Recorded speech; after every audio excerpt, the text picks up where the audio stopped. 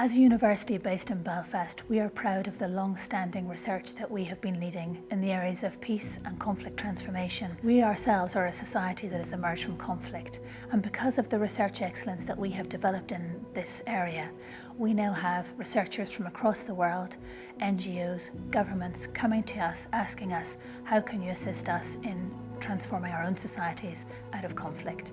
The legacy of the Northern Ireland conflict impacts our society in a number of very obvious ways. Parts of the landscape are still scarred by conflict. We still see paramilitary murals and many other things. The reality is we lost 3,600 people during the conflict. So there are just under 1,200 unsolved murders. There are, as a result of that, an awful lot of families still seeking answers, still seeking information about what happened to their loved ones. The ways in which legacy has been handled at the moment undermines public trust in some of our criminal justice institutions and perhaps in the political system itself. And so it really continues to be an important issue in Northern Irish society. But a key focus or a key element of the work that we have been involved in has focused on the ways in which it has impacted ordinary people and in particular victims and survivors. In 2014, the 5 local political parties agreed to a thing called the Stormont House Agreement, essentially to set up 4 interconnecting mechanisms to deal with the past. The idea was to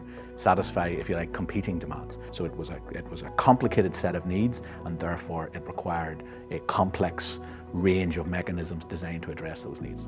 Over the last year, the British government seems to be moving away from its commitments in the Stormont House Agreement and towards promoting a new unilateral approach. In the same breath almost, we have proposals for a sweeping amnesty. That would only apply to state actors, only apply to the British Army and to the police.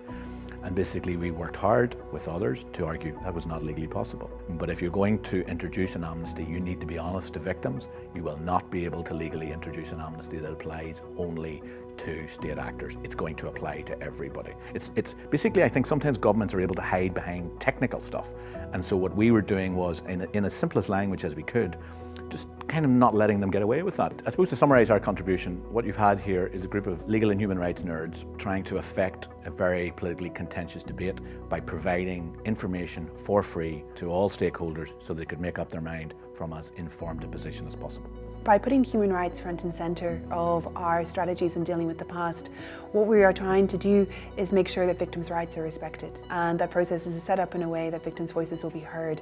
And so through trying to draw those issues to the attention of policymakers, we are contributing towards ultimately a process being put in place that will meet their needs. It's not just the university, it's us ourselves who work in the university, who have grown up here, who have ourselves experienced the harm and the hurt of the conflict, and who moreover now live here and are rearing families here and have a real vested interest in doing what we can to ensure that for our part, through our research, we can help to find solutions to these most complex and difficult issues. Queen's approach to tackling research is based on recognising that it's not enough to be speaking just to other researchers.